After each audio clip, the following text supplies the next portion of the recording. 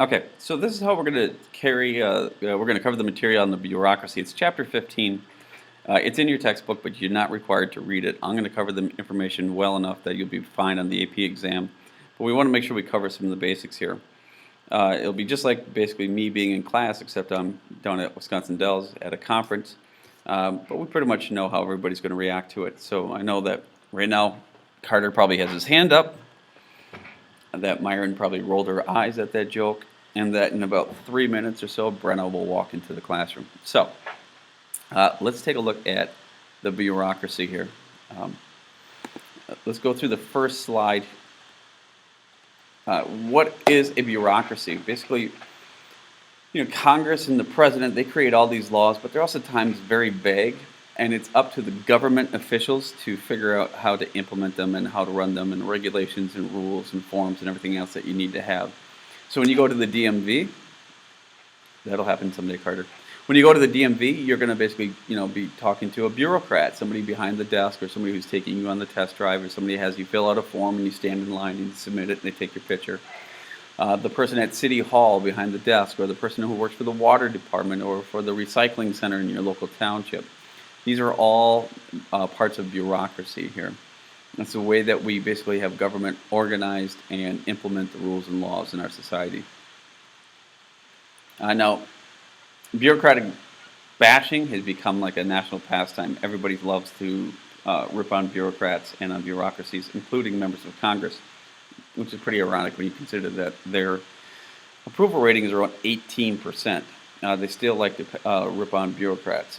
And because of that bashing, there has developed a number of myths about bureaucracies. The first is that Americans dislike bureaucrats, the people who work in the bureaucracy. And that's, according to surveys and studies, is completely untrue. Most people show that they are very pleased with the service they receive. 66% give them the bureaucrats they work with a very high rating. They said they were helpful and courteous and fair. 66%, 2/3, much higher than Congress's approval rating. Another myth that we have is that bureaucracies are growing, that there are more and more bureaucrats, and this is actually only about half true. The number of government employees in all are growing, but most of that growth is happening at the state and at the local level, not at the federal level. The federal level has stayed pretty much the same for about the last 20 years. It's the states and the local governments that have significantly increased.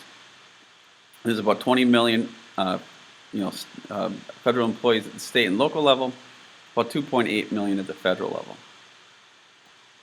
Third myth is that most of the bureaucrats work in Washington, D.C., not in your state to help you. And that's simply not true. Only 1 out of 5, 20%, basically works in Washington, D.C. The rest works within your state. For example, Wisconsin itself has 14,000 federal employees working within the state of Wisconsin. And our last myth that we'll look at is that bureaucrats and bureaucracies are ineffective, that they're inefficient, that they have so much red tape that it's impossible to get anything done. Well, this is not anything new to just government. All organizations have bureaucracies. It doesn't matter if it's a company or if it's a youth organization or a religious organization. It doesn't matter if it's GMC, the Boy Scouts of America, or the Catholic Church. They all use a bureaucracy. It's just a way for us to have an organization for people who work together to accomplish a goal. Okay, I think of bureaucracies and bureaucrats are kind of like referees in a game. If they're doing their job, you don't notice it well. You don't notice them at all. If they do a job poorly, that's when people notice. All right, so let's look at the bureaucrats. This is the bureaucrats, the people who work inside the bureaucracies. The surprising to most people is that the majority of bureaucrats actually work for one of 3 federal government departments. They work for the Department of Defense. Now, this is not including soldiers. This is only civilian workers. They make up 25% of the federal employees. 28% is made up of postal workers working for the U.S. Postal System. And then about another 10% work for Veterans Affairs, and that number is significantly increasing because the number of veterans are increasing. Those, that makes up basically 2/3 of all federal employees in just those 3 branches, 3 departments. So, how does one become a bureaucrat? Well, the times have changed. In the past, we had a system called patronage. You would get a job based on political reasons, not based on your talents or your gifts or your merit. You would get promotions based on who you knew, not what you know. Now, to become a federal employee, you have to go through a civil service exam. You enter into the civil service system. It's a pretty intensive exam, and then you are promoted based on how well you do your job.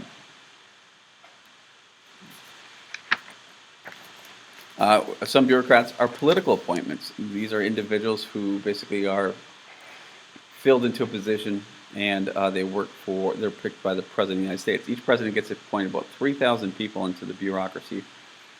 And that could be anybody from the highest levels, like Hillary Clinton, as we see in this picture here, being chosen by the President of the United States for Secretary of State. These are individuals that we call in and outs. They basically serve under the pleasure of the President. So as long as the President is in office, they hold that job. If somebody else new comes in, somebody else gets appointed.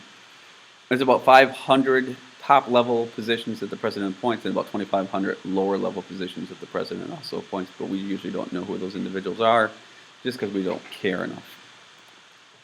And if you had to guess which organization of the government, of the federal government, has the largest number of civilian employees, it's actually the military.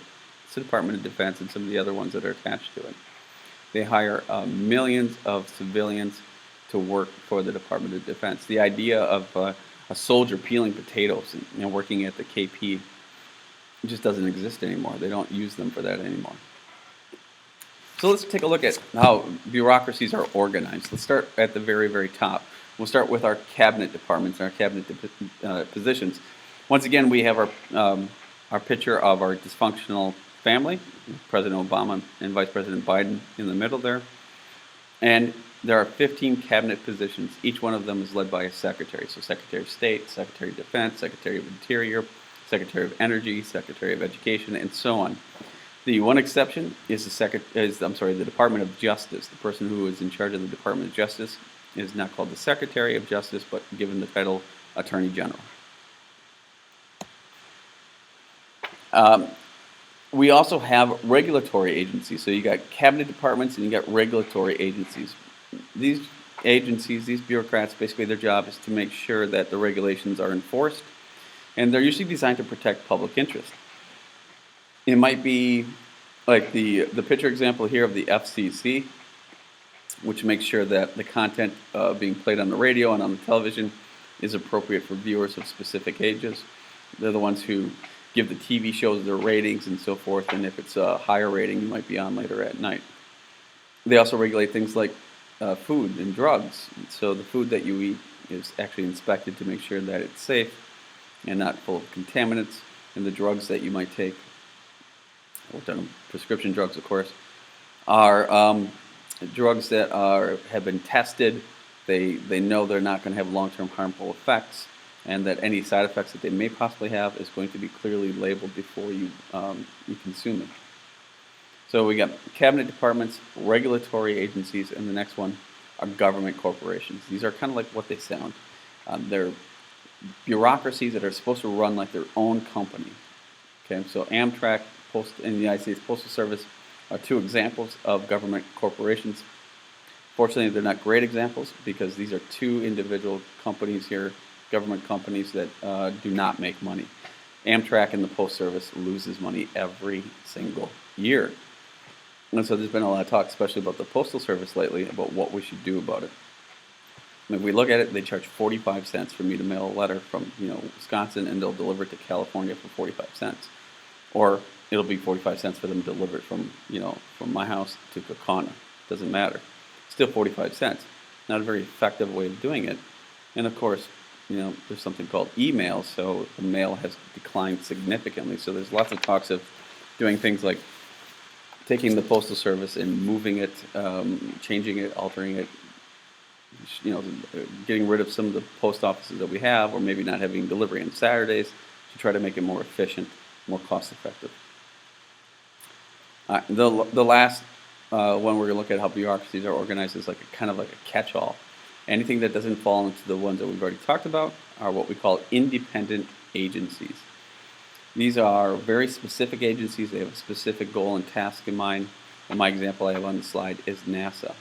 NASA is designed for space exploration. That's what they do, and it's what they're good at. All right, now, sometimes bureaucracies do not work. So why do they fail? Well, there's a number of possible reasons for them. One reason they might fail is because their goal, their task that they were assigned to do is impossible. It just can't be done. Another reason might be because there's a lack of clarity when it comes to the law that Congress created. It's so vague that nobody seems to know exactly what Congress meant by the law.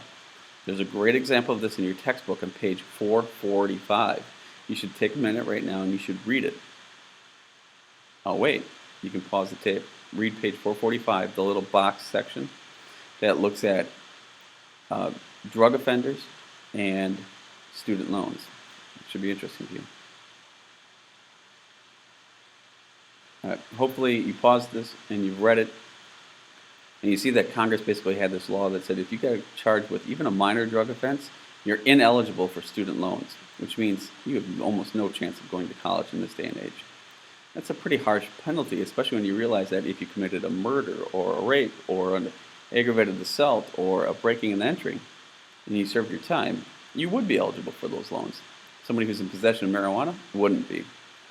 So they wanted to change and alter those laws a little bit, and there has been some changes, although a drug charge can pretty much guarantee that you're not going to get a student loan yet. We also have a lack of resources. Some bureaucracies just are doomed to fail because they don't have enough staff, they don't have a big enough budget to accomplish what they were set out to do. Sometimes bureaucracies fail just because they get kind of stuck in a rut. They know how to do one thing really, really well, but when something happens that's out of the ordinary, that basically takes them by surprise, their standard operating procedure, SOP, their standard operating procedure just doesn't allow them to be sufficient and to expedite these situations. So the last reason why they might sometimes fail is called fragmentation. There are sometimes too many bureaucracies trying to regulate one thing. The book gives a number of examples of this. One of them is the welfare system. There are 10 different departments that all try to regulate welfare. There's over 30 different departments that regulate food, for example, from food being shipped in from other countries to food produced here in the United States. So sometimes those regulations overlap so much that they basically can't get anything accomplished, and sometimes those regulations, they think one department's doing it and another thinks the other department's doing it, and it falls in the crack. So, all right, that is the chapter Bureaucracy in less than 15 minutes. Now, any questions that you might have, Carter? You can either Google them or you can wait till Thursday, and we'll take a quick discussion about this when I come back. We'll finish up the last of our unit on the executive branch and make sure you're prepared for the exam on Friday. We're also going to bump West Wing Friday up to West Wing Thursday this week, where we have a good episode that looks at the filibuster. I think you'll like this episode a lot. See you on Thursday.